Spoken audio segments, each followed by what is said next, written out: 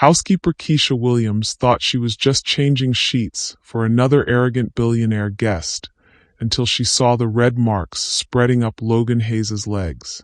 As a former Northwestern Medical School student who dropped out to pay for her father's cancer treatment, she recognized the symptoms of necrotizing fasciitis, flesh-eating bacteria that could kill within hours. When she forced the tech CEO to seek emergency treatment despite his protests about a crucial merger, she saved his life. But the devastating irony was about to destroy them both.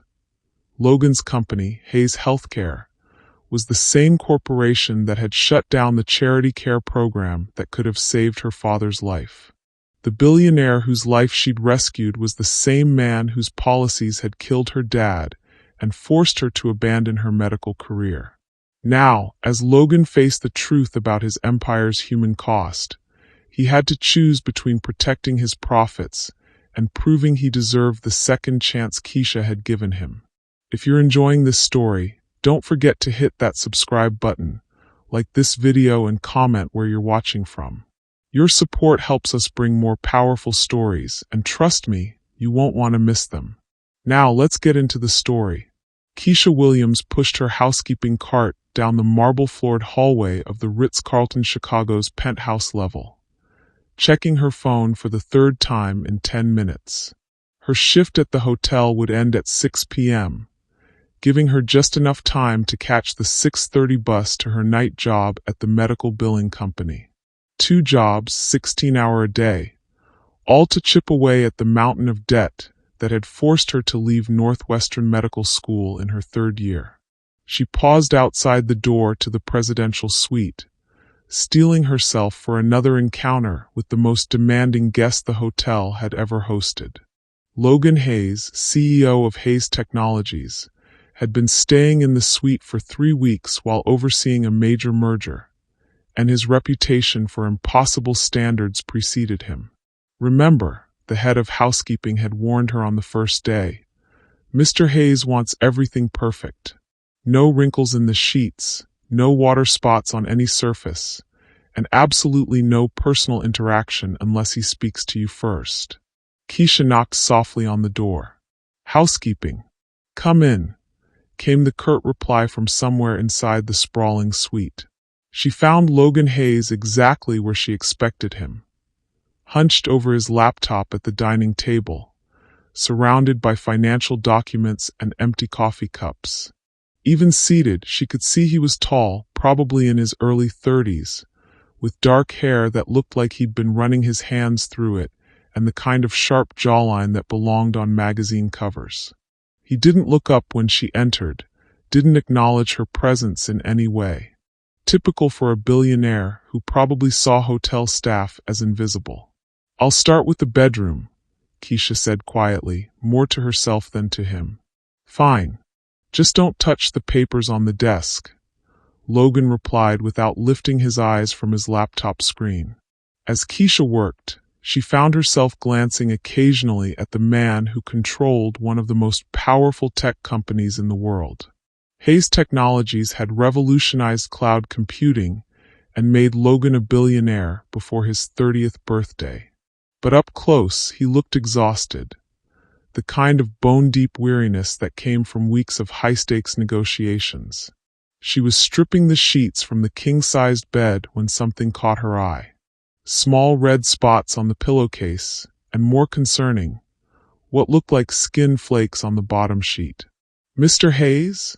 she called out, then immediately regretted it when she remembered the strict no-interaction rule.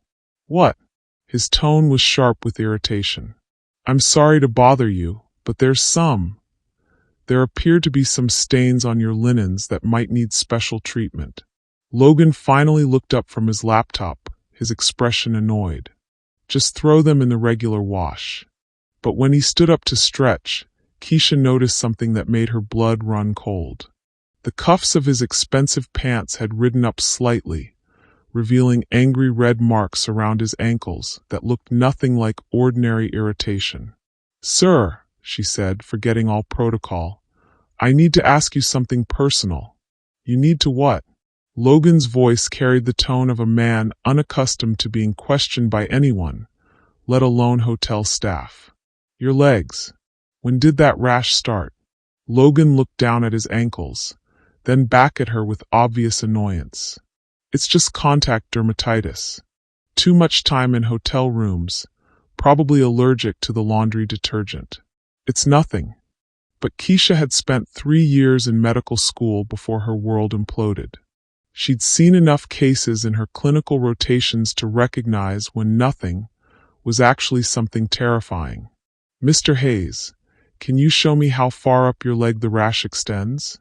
I'm not showing you anything. Who do you think you are? Someone who might be able to help you, Keisha said, abandoning all pretense of subservience. Sir, I need you to listen to me very carefully. That's not contact dermatitis. You're a housekeeper, not a doctor. I was a third-year medical student at Northwestern before I had to drop out. And what I'm seeing on your ankles looks like necrotizing fasciitis. The medical term seemed to get Logan's attention in a way her concern hadn't. Necrotizing what? Flesh-eating bacteria. It's rare, but it's incredibly serious. If it's spreading up your legs, that's ridiculous. I saw my physician yesterday. Dr. Patterson said it was just stress-related skin irritation. Keisha felt her heart sink. She'd seen this before. Wealthy patients with access to expensive doctors who sometimes missed obvious diagnoses because they assumed their clients' problems were related to their high-stress lifestyles. When did you first notice the rash? 5 days ago. Maybe 6. And it's been spreading? Logan hesitated. Somewhat. Mr. Hayes, I need you to show me your legs. Right now. Absolutely not. Then I need you to pull up your pants and look at them yourself. Really look. Something in her tone, urgent but professional, must have penetrated Logan's defenses, because he walked over to the floor-to-ceiling windows and rolled up his pant legs. Even from across the room, Keisha could see that the red, inflamed areas had spread significantly since she'd glimpsed them at his ankles. The skin was beginning to darken in places, and she could see what looked like fluid-filled blisters forming. Oh my God, she whispered. Logan looked down at his legs, and for the first time since she'd entered the suite, his arrogant composure cracked completely. This wasn't here yesterday, he said, staring at the darkening skin. It was just a little irritation around my ankles. Mr. Hayes, you need to get to a hospital immediately. Not your private physician, not an urgent care clinic. A hospital with an infectious disease department. Are you insane? I have the most important merger in my company's history happening tomorrow. The board meeting is at 9 a.m., and if I'm not there, if you're not there, you'll be dead. Have you ever had to convince someone to take a health concern seriously when they wanted to ignore it? How did you handle their resistance? Share your experience in the comments. The blunt statement hung in the air between them. Logan stared at her, probably trying to decide whether to call security or listen to what she was telling him. You're serious, he said finally. Necrotizing fasciitis can kill you in a matter of hours once it really takes hold. The fact that it's spreading this fast. Keisha shook her head. Mr. Hayes, I've seen patients lose limbs. I've seen patients die. This is not something you can handle with rest and over-the-counter medication. Logan sat down heavily in one of the suite's plush armchairs, staring at his legs like they belonged to someone else. But Dr. Patterson is one of the best physicians in Chicago. He went to Harvard. He's been practicing for 20 years, and he's probably never seen a case of necrotizing fasciitis in his Park Avenue practice. Most doctors never do. It's rare, the early symptoms mimic other conditions, and it's easy to miss if you're not looking for it. How do you know so much about it? Because I worked in emergency medicine during my clinical rotations. We had 3 cases come through in 6 months. 2 of them lived because they got treatment in time. 1 didn't. Logan pulled out his phone and started scrolling through contacts. I'll call Dr. Patterson and have him meet us at Northwestern Memorial. No, Keisha said firmly. You call 911 and you go to the ER immediately. This isn't a condition you treat with a private consultation in some medical office. This requires emergency surgery for antibiotics and possibly amputation if the tissue damage is too extensive. The word amputation seemed to cut through Logan's remaining denial. He looked at her with an expression she'd never seen from him before, fear. You really think I could lose my legs? I think you could lose your life if you don't get treatment in the next few hours. Logan stood up and walked to the windows overlooking the Chicago skyline. The city where his company was headquartered, where he'd built an empire, where tomorrow he was supposed to complete the acquisition that would make him one of the most powerful tech executives in the world. I can't go to the hospital tonight, he said quietly. The merger documents need my signature by 9 a.m. tomorrow, or the deal falls apart. 2 years of negotiations, $8 billion, thousands of jobs. Mr. Hayes, Keisha said, her voice gentle but firm, none of that matters if you're dead. You don't understand. If this merger doesn't happen, Hayes Technologies could be vulnerable to a hostile takeover. My employees, their families, the entire company will survive without you if they have to. But they can't have you back if you die from something that could have been treated. Logan was quiet for several minutes, staring out at the city lights. When he finally spoke, his voice was small and uncertain, nothing like the commanding presence she'd observed from a distance. What if you're wrong? What if it really is just stress-related dermatitis, and I blow up the most important business deal of my career over nothing? Then you'll have an embarrassing story to tell at board meetings for the next 20 years. But Mr. Hayes, what if I'm right? Logan looked at his legs again, and Keisha could see him really processing what he was seeing for the first time. The spreading rash, the darkening skin, the way the inflammation seemed to be creeping higher with each hour. How long do I have? I don't know. Hours, maybe. The progression varies from patient to patient, but once it reaches critical mass, it spreads fast, very fast. Logan walked back to his laptop and stared at the merger documents still displayed on his screen. Months of work, billions of dollars, the future of his company. All of it suddenly seeming less important than the infection that was literally eating away at his flesh. If I go to the hospital now, he said slowly, how long will the treatment take? Depends on how extensive the infection is. Could be days, could be weeks. Surgery, intensive antibiotics, monitoring for complications. So definitely not making the merger meeting tomorrow. Definitely not. Logan closed his laptop with a decisive snap. Call 911. You're making the right choice. I'm making the only choice. But Keisha, he used her name for the first time, reading it from her name tag. If this ruins my company, I'm holding you responsible. Despite the gravity of the situation, Keisha almost smiled. Even facing a potentially fatal infection, Logan Hayes was still trying to maintain control. Fair enough, she said, pulling out her phone to call for an ambulance. But if this saves your life, I'm putting it on my resume. As they waited for the paramedics to arrive, Logan sat in his chair looking smaller and more vulnerable than any billionaire had a right to look. The merger documents lay forgotten on the table, and for the first time since Keisha had been cleaning his suite, he seemed like an actual human being rather than an untouchable corporate titan. Can I ask you something? He said as sirens wailed in the distance. What? You said you were in medical school at Northwestern. What happened? Why did you leave? Keisha hesitated. It wasn't a story she usually shared with strangers, especially not with guests at the hotel. My father got sick. Cancer. The treatment costs weren't covered by insurance, and my family didn't have the money. I took out loans to help with his care, but it wasn't enough. I had to choose between finishing medical school and keeping my father alive. And you chose your father. I chose my father. He died anyway 6 months later. But at least he got the treatment he needed. Logan was quiet for a moment. I'm sorry. It is what it is. I'll get back to medical school someday. With what money? The question was blunt, but not unkind.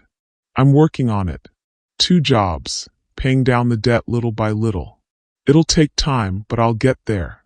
The paramedics arrived with their usual efficiency, quickly assessing Logan's condition and confirming what Keisha had suspected.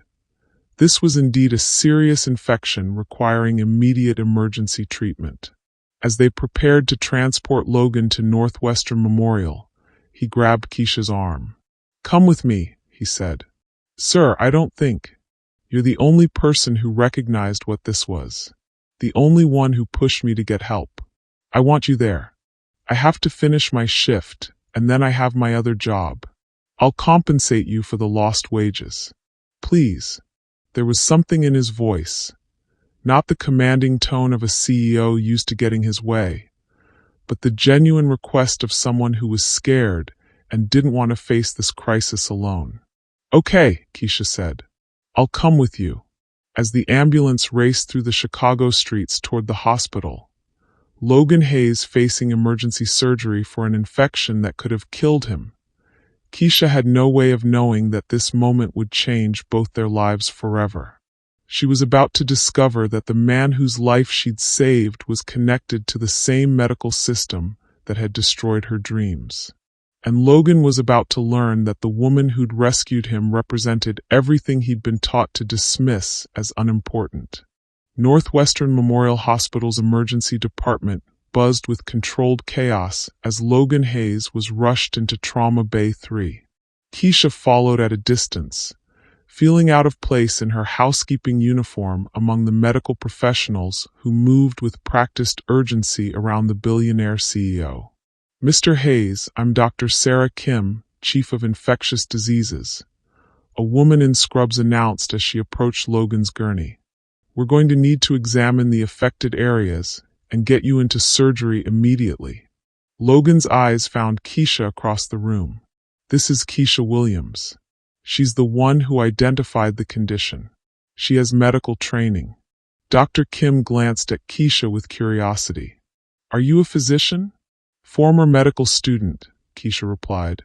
3rd year at Northwestern before I had to withdraw. What made you suspect necrotizing fasciitis? The rapid spread, the pattern of inflammation, the way the skin was beginning to darken around the edges. I'd seen it before during my emergency medicine rotation. Dr. Kim nodded approvingly as she examined Logan's legs. Good catch. This could have been fatal if left untreated much longer. As the medical team prepared Logan for surgery, wheeling him toward the operating rooms, he called out to Keisha one more time. Don't leave. Please. I need to know someone's here who understands what's happening. Keisha nodded, settling into the surgical waiting area as Logan disappeared behind the hors d'oeuvres. She'd been in hospitals plenty of times during medical school, but never as a visitor waiting for news about someone she barely knew, but had somehow become responsible for saving. Her phone buzzed with a text from her supervisor at the medical billing company. Where are you? Your shift started an hour ago. Keisha stared at the message, calculating how much money she'd lose by missing work. The housekeeping job paid $15 an hour. The medical billing job paid $12. Missing a full night's shift would cost her nearly $100. Money she couldn't afford to lose when she was already behind on rent. But something about Logan's fear, his request that she stay, made her put the phone away without responding. 3 hours later, Dr. Kim emerged from the operating room looking tired but satisfied. The surgery went well, she told Keisha. We were able to remove all the infected tissue without amputation. Mr. Hayes is incredibly lucky. Another 12 hours, and we might have been looking at losing the leg entirely. Will he make a full recovery? With aggressive antibiotic treatment and careful monitoring, yes. He'll be in the hospital for at least a week, possibly longer. But he should regain full function. Dr. Kim sat down beside Keisha in the waiting area. Can I ask you something? What year were you when you left Northwestern's medical program? Third year. I was supposed to start my clinical rotations in surgery next semester. Why did you leave? Keisha explained about her father's cancer diagnosis, the crushing medical bills, the impossible choice between her education and her family's survival. That's a common story, unfortunately, Dr. Kim said sadly. Medical school debt combined with family medical emergencies. We lose a lot of good potential doctors that way. It's just how things worked out. What if it didn't have to be? What if there was a way to finish your degree? With what money? I'm already $200,000 in debt from the 3 years I completed. I can't take on more loans, and I don't qualify for most scholarships anymore since I withdrew. Dr. Kim was quiet for a moment. There might be options you haven't considered. Northwestern has some programs for students who had to withdraw due to financial hardship. I looked into those. They're mostly for people who are a semester or 2 short of graduation, not someone who needs 2 more years. Let me make some calls. Your quick thinking tonight saved a man's life. That kind of clinical instinct isn't something you can teach. Either you have it or you don't. You have it. Before Keisha could respond, her phone rang. The caller ID showed her landlord's number. I have to take this, she said apologetically. Keisha, where's this month's rent? Mr. Patterson's voice was sharp with irritation. You're already 3 days late. I know, Mr. Patterson. I'll have it by Friday. You said that last month. Look, I like you, but I can't keep making exceptions. If I don't have the full amount by tomorrow, I'm starting eviction proceedings. Keisha closed her eyes, calculating rapidly. Her paycheck from the hotel wouldn't come until Friday, and she'd just lost a full night's wages at the billing company. Even working double shifts for the rest of the week, she'd be short. I understand. I'll have it tomorrow. She hung up knowing she'd just made a promise she couldn't keep. Everything okay? Dr. Kim asked. Just life, Keisha replied with forced lightness. Can I see Mr. Hayes now? Logan was awake when Keisha entered his room, looking pale and exhausted but alert. His legs were wrapped in bandages, and 4 lines snaked from both arms. How do you feel? Keisha asked. Like I've been hit by a truck, but alive thanks to you. Logan's voice was hoarse from the anesthesia. Dr. Kim said you probably saved my life. You would have figured it out eventually. No, I wouldn't have. I would have ignored it until it was too late, because I was too focused on the merger to pay attention to my own body. Speaking of which, how are you handling missing the meeting? Logan's expression darkened. The board is in crisis mode. Without my signature on the merger documents, Hartman Industries is threatening to pull out of the deal entirely. My CFO thinks we have maybe 48 hours to salvage the situation. Can you sign the papers from here? It's more complicated than that. There are regulatory hurdles, international filings, stakeholder meetings. I needed to be there in person to navigate the final negotiations. So the deal is dead? Probably. $8 billion, 2 years of work, gone because I got an infection. Gone because you chose your life over a business deal. Logan was quiet for a moment. My assistant brought me some news about you. What kind of news? I asked her to look into your background. I wanted to understand who you are, why you were working as a housekeeper when you clearly have medical knowledge. Keisha felt her stomach clench.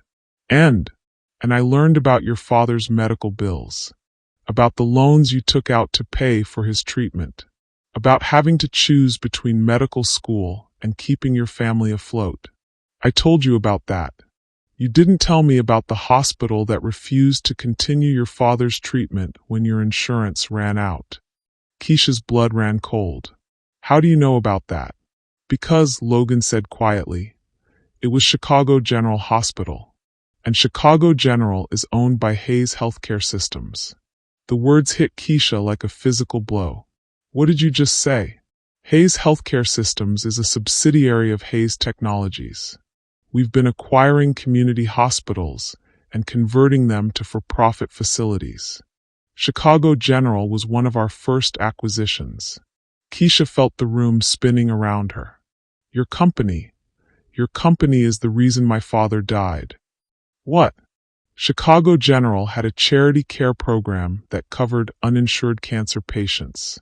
My father was enrolled in it, getting his chemotherapy treatments, responding well to the treatment. Then your company took over and shut down the charity program. Logan's face went white. Keisha, they told him he could continue treatment if he paid $50,000 up front for the next round of chemo. We didn't have $50,000. I was already drowning in student loans, working 2 jobs just to help with living expenses. I didn't know, so I took out more loans, maxed out credit cards, borrowed against everything we owned. And when that wasn't enough, I had to withdraw from medical school to work full-time and take care of him. Have you ever discovered that someone you helped was connected to a tragedy in your own life? How did you process those conflicting emotions? Share your experience in the comments. The treatment stopped working? Logan asked quietly. No, the treatment never got a chance to work. By the time we could afford to continue it, the cancer had advanced too far. My father died 6 months later, alone in a hospital bed, drowning in medical debt because your company decided that helping sick people wasn't profitable enough. The room fell into stunned silence. Logan stared at her with an expression that was part horror, part guilt, and part understanding. Jesus Christ, Keisha. I had no idea. Of course you didn't. You were busy building your tech empire while your subsidiary company was destroying families like mine. I never wanted. The hospital acquisitions were supposed to make healthcare more efficient, not less accessible. Efficient for who? For your shareholders? Because it sure wasn't efficient for my father when he was told his life wasn't worth the cost of treatment. Logan closed his eyes. How many other people? How many other families like yours? Do you really want to know? Yes. Chicago General used to treat about 2,000 charity care patients annually. Patients who couldn't afford treatment anywhere else, who depended on that program to survive. After Hayes Healthcare took over, they treated maybe 200. What happened to the other 1,800? They went without treatment. They died. They lost their homes trying to pay for care they couldn't afford. They chose between medication and food, between doctor visits and rent. Logan was quiet for several minutes, processing the enormity of what she was telling him. Why did you save my life? He asked finally. If you knew who I was, if you knew what my company did to your family. I didn't know who you were when I identified the infection. I just saw someone who was sick and needed help. And after? When you found out?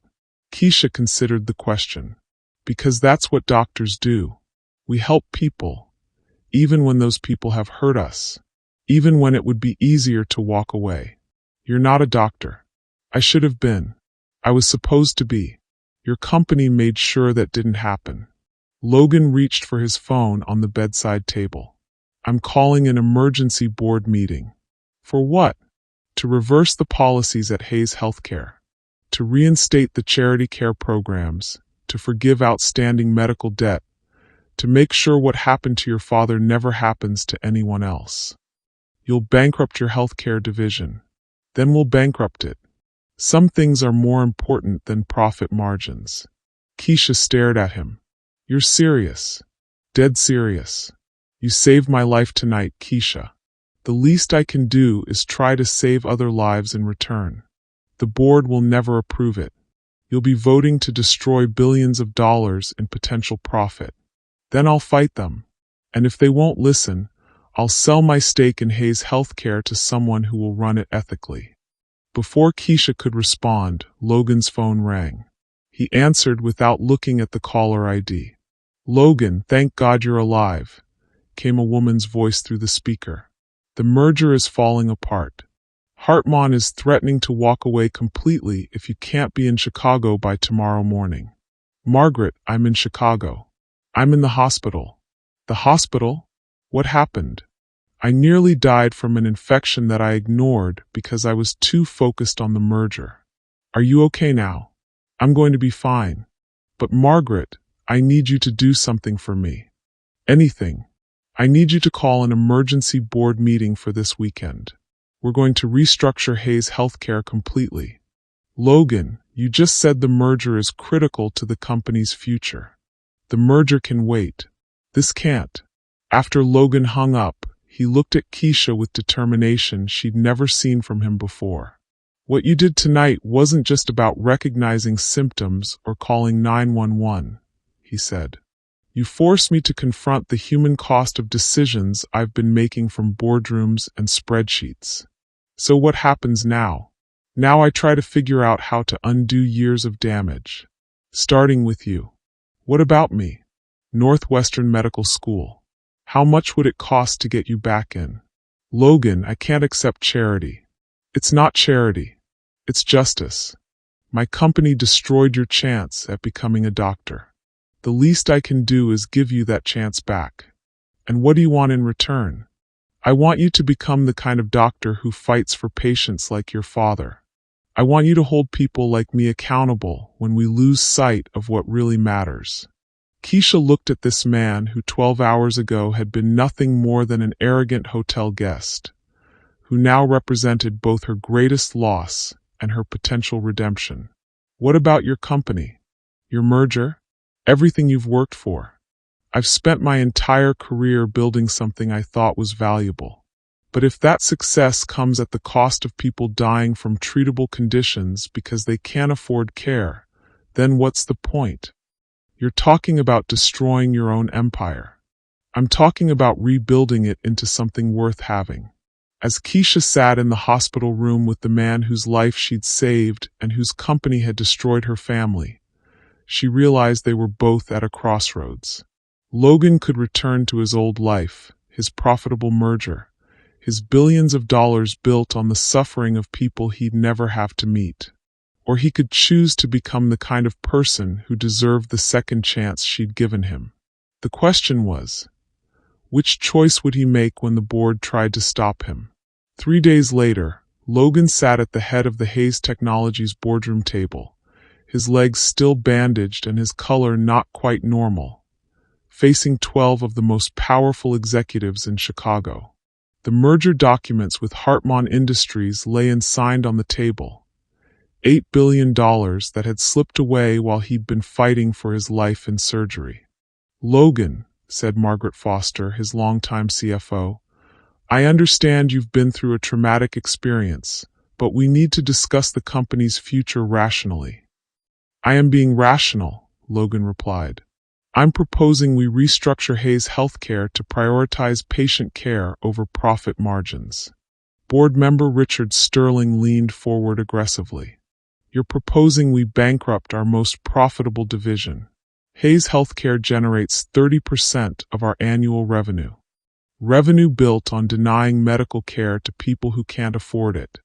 Revenue built on running efficient hospitals that serve paying customers. Sterling shot back. Logan, you can't save everyone.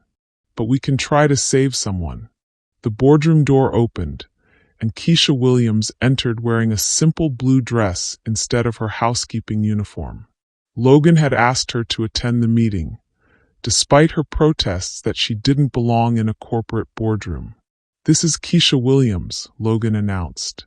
She's the woman who saved my life, and she's also someone whose family was directly harmed by our healthcare policies. The board members exchanged glances, clearly uncomfortable with having an outsider present for what should have been a private executive discussion. Logan, Margaret said carefully, while we're grateful to Ms. Williams for her assistance during your medical emergency, I'm not sure this is appropriate. It's completely appropriate, Logan interrupted. Ms. Williams represents thousands of patients who've been affected by our decisions. If we're going to discuss the future of Hayes Healthcare, she has every right to be here. Sterling stood up, his face red with anger. This is insane. You're letting some hotel maid dictate corporate policy because she happened to recognize a rash. Richard, Logan said quietly, sit down. I will not. You're jeopardizing everything we've built because of some misguided guilt over. Sit down or you're fired. The threat hung in the air like smoke. Sterling slowly returned to his seat, but his expression remained mutinous. Keisha, Logan said, would you please tell the board about your father's experience with Chicago General Hospital? Keisha looked around the table at the faces of men and women who controlled billions of dollars, who made decisions that affected thousands of lives, who probably had never met a single patient affected by their policies. My father was a construction worker, she began, her voice steady despite her obvious nervousness. He was diagnosed with colon cancer 3 years ago. Chicago General had a charity care program that covered his treatment, chemotherapy, surgery, follow-up care. The board members listened with polite attention, the way wealthy people listen to stories about poor people, with distant sympathy but no real understanding. The treatment was working, Keisha continued. His tumors were shrinking, his prognosis was good. Then Hayes Healthcare bought the hospital and eliminated the charity care program. We streamlined operations to reduce costs, Margaret said defensively. That's standard business practice. Standard business practice told my father that his life wasn't worth the cost of treatment, that he could continue his chemotherapy if he paid $50,000 up front. Did he seek treatment elsewhere? Asked board member Patricia Wong. Where? Every other hospital in the area had similar policies. If you can't pay, you don't get treated. There are government programs that have waiting lists and eligibility requirements that exclude people like my father, construction workers who make just enough money to disqualify for Medicaid, but not enough to afford private insurance. The room grew quiet as the board members processed what she was telling them. So what happened? Logan asked gently, though he already knew the answer. I took out student loans to pay for his treatment. I maxed out credit cards. I borrowed money from friends and family. When that wasn't enough, I had to drop out of medical school to work full-time and take care of him. You were in medical school? Patricia Wong asked with surprise. Northwestern, 3rd year. I was supposed to start clinical rotations in surgery. Sterling scoffed. So you're blaming us for your academic failures? Richard, Logan's voice carried a warning. No, let him talk, Keisha said, turning to face Sterling directly. You want to know about academic failure? I was in the top 10% of my class. I had research positions, clinical experience, letters of recommendation from department heads. I gave all of that up to try to save my father's life. And did you? Save his life? The question was cruel, and everyone in the room knew it. Keisha's composure cracked slightly. No. By the time I could afford to continue his treatment, the cancer had spread too far. He died 6 months after Hayes Healthcare took over Chicago General. Have you ever had to defend your choices to people who couldn't understand the impossible situation you were in? How did you find the strength to keep explaining? Share your experience in the comments. The boardroom fell completely silent. Even Sterling looked uncomfortable with the weight of Keisha's story. Ms. Williams, Margaret said quietly, I'm sorry for your loss. But you have to understand, running a hospital system requires making difficult financial decisions. We can't provide unlimited free care and still maintain quality services for other patients. I'm not asking for unlimited free care, Keisha replied. I'm asking for the basic human decency to not let people die from treatable conditions because they can't afford treatment. What exactly are you proposing? Patricia Wong asked. Logan stood up, pulling out a thick document he'd spent the past 3 days preparing with his legal team. I'm proposing we restructure Hayes Healthcare completely, he said.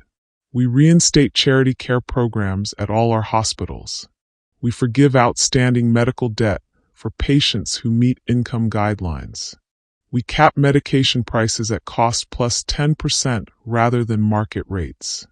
That will cost hundreds of millions of dollars, Margaret protested. Yes, it will. It will also save thousands of lives. Sterling stood up again. Logan, I've known you for 15 years. I've watched you build this company from nothing. You're not thinking clearly. This woman has manipulated you into. Richard, you're fired. What? Clean out your office. Security will escort you out. Sterling stared at Logan in shock. You can't fire me over this. The board won't allow it. The board will do what I tell them to do, because I still own controlling interest in this company. And if anyone else wants to leave rather than support these changes, you're welcome to resign. Logan looked around the table, meeting each board member's eyes. Anyone? No one moved. No one spoke. Good. Margaret, I want you to oversee the implementation of these changes. Patricia, you'll handle the financial restructuring. Everyone else, figure out how to make this work instead of explaining why it won't. After the board meeting ended and the executives filed out with varying degrees of reluctance and confusion, Logan and Keisha found themselves alone in the massive conference room. That was incredible, Keisha said. You just restructured your entire healthcare division in one meeting. I restructured it on paper. The hard part will be making it work in practice. Are you sure about this? You're talking about spending hundreds of millions of dollars, potentially bankrupting a major division of your company. Logan walked to the floor-to-ceiling windows overlooking downtown Chicago. 3 days ago, I was willing to ignore a potentially fatal infection because I was obsessed with a business merger. I was so focused on accumulating wealth and power that I almost died from my own negligence. And now I understand that the only wealth that matters is the lives you save, not the money you make. The board is going to fight you on this. Let them fight. I'd rather go bankrupt doing the right thing than get richer by letting people die. Keisha joined him at the windows. What about me? What about me? Logan smiled. Northwestern Medical School is getting a very generous donation from Hayes Technologies. Enough to fund full scholarships for 50 students who've had to withdraw due to financial hardship. Logan, I can't accept. You're not accepting charity. You're accepting justice. My company destroyed your chance at becoming a doctor. I'm giving you that chance back. And what do you want in return? I want you to become the kind of doctor who fights for patients like your father. I want you to hold people like me accountable when we lose sight of what really matters. What if I fail? What if I can't handle returning to medical school after 3 years away? Then you'll have failed trying to save lives instead of succeeding at letting people die. I'd rather bet on your compassion than on anyone else's competence. 6 months later, Keisha sat in a Northwestern Medical School lecture hall, surrounded by students who were 5 years younger than her, but somehow felt like peers. The material was challenging after her time away, but it was also familiar, like returning to a language she'd once spoken fluently. Her phone buzzed with a text from Logan. How's the first day back going? Overwhelming but good, she texted back. How's the hospital restructuring? Expensive but worth it. Chicago General treated 500 charity care patients last month. And the board, still complaining about profit margins, but they're starting to understand that saving lives is good for business too. After class, Keisha walked across campus to the financial aid office, where a familiar envelope was waiting for her. The Hayes Technologies Medical Education Scholarship covered not just her tuition, but also living expenses, books, and even a small stipend for medical supplies. But more than the financial support, it represented something larger. The idea that people could change, that companies could prioritize humanity over profits, that second chances were possible even after devastating losses. That evening, she met Logan for dinner at a small restaurant near the hospital. He looked healthier now, his color back to normal, his energy restored. But more importantly, he looked happy in a way she'd never seen during his days as a purely profit-focused CEO. "How are the new policies working?" Keisha asked. "Better than expected. Patient satisfaction scores are through the roof, medical outcomes have improved, and we're actually attracting better doctors who want to work for a healthcare system that prioritizes patient care. And financially, we're profitable, just not obscenely profitable. Turns out you can run ethical hospitals and still make money. You just can't get rich exploiting sick people." "Any regrets about the merger that fell through?" Logan considered the question. "None. Hartman Industries is struggling now because they overextended themselves trying to acquire other companies. We're stronger because we focused on doing the right thing instead of just accumulating assets." "So what's next?" "Next, we expand the model to other hospital systems. Show the healthcare industry that ethics and profits aren't mutually exclusive." "And personally, what's next for Logan Hayes?" Logan smiled. "I'm learning to measure success by lives saved instead of dollars earned. It's a much more satisfying way to live." 2 years later, Dr. Keisha Williams stood in the emergency department at Chicago General Hospital, treating her first patient as a fully licensed physician. The young woman had been brought in with symptoms that looked like a simple allergic reaction, but something about the progression made Keisha suspect a more serious condition. "I want to run additional tests," she told the attending physician. "This could be early-stage Stevens-Johnson syndrome." The attending looked skeptical. "It's probably just contact dermatitis." "I know, but the pattern of progression reminds me of a case I saw as a student.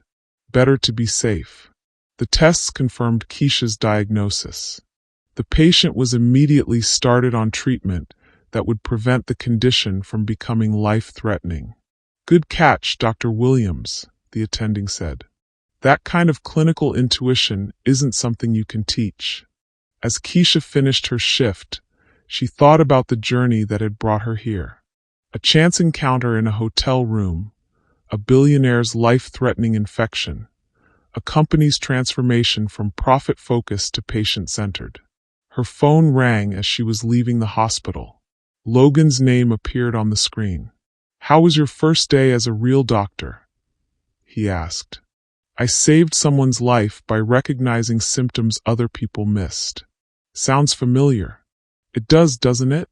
Dinner to celebrate? I'd like that."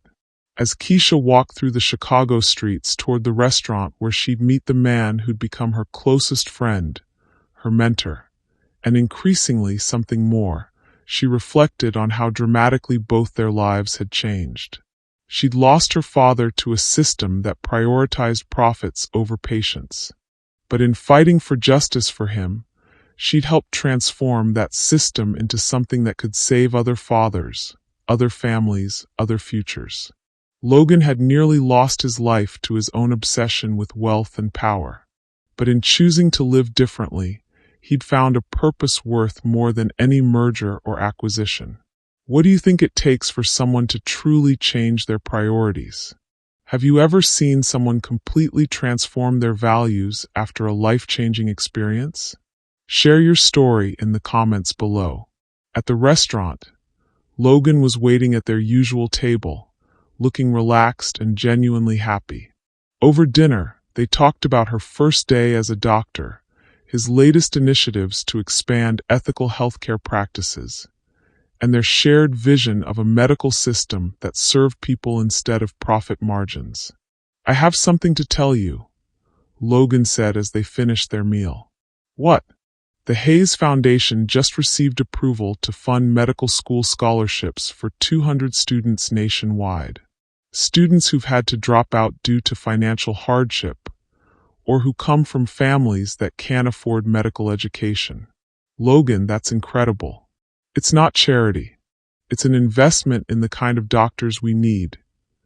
People who understand what it's like to struggle, who won't forget that patients are human beings, not billing. How many lives do you think we'll save? Thousands if we're lucky. But more importantly, we'll change how medicine is practiced. We'll create a generation of doctors who measure success by health outcomes, not profit margins. As they walk through downtown Chicago after dinner, past the hospitals where both of them now worked, Keisha as a resident physician, Logan as a healthcare reform advocate, they talked about the future they were building together. Do you ever wonder what would have happened if your car hadn't broken down that day? Keisha asked. Never. Some things are meant to happen exactly the way they do. Even the painful parts. Especially the painful parts. They're what force us to become the people we're supposed to be. Logan stopped walking and took Keisha's hands in his. I have one more thing to tell you. What? I love you. Not because you saved my life, not because you changed my company, but because you showed me what it means to live with integrity and compassion. I love you too, Keisha said. You became the person I always hoped you could be. So what happens now? Now we keep saving lives. You in your boardrooms, me in my examination rooms. We keep fighting for people who can't fight for themselves. Together, as they kissed under the Chicago streetlights with the city's hospitals glowing in the distance. Hospitals that now treated charity care patients, that prioritized healing over profit, that represented everything they'd fought to build. Keisha thought about the impossible journey that had brought them here. A billionaire CEO's near-death experience had become a catalyst for healthcare reform. A housekeeper's medical knowledge had saved not just one life, but potentially thousands. A chance encounter in a hotel room had grown into a love story that was really about justice, redemption, and the courage to change systems that seemed unchangeable. Sometimes the most important diagnoses weren't medical conditions, but moral ones. Sometimes the best treatment wasn't medicine, but mercy. And sometimes the people who seemed to have nothing in common, a billionaire and a housekeeper, a tech mogul and a medical student, a man focused on profits and a woman driven by compassion, were exactly what each other needed to become whole. Dr. Keisha Williams and Logan Hayes had both learned that the most valuable things in life couldn't be bought or sold. They could only be given freely, received gratefully, and shared with others who needed healing as much as they did. Thank you for watching this story to the end. If you enjoyed this story, you will surely love the next one. It's as crazier and more intriguing as you can ever imagine. So do check it out. Click on the image showing on your screen right now to watch the next one.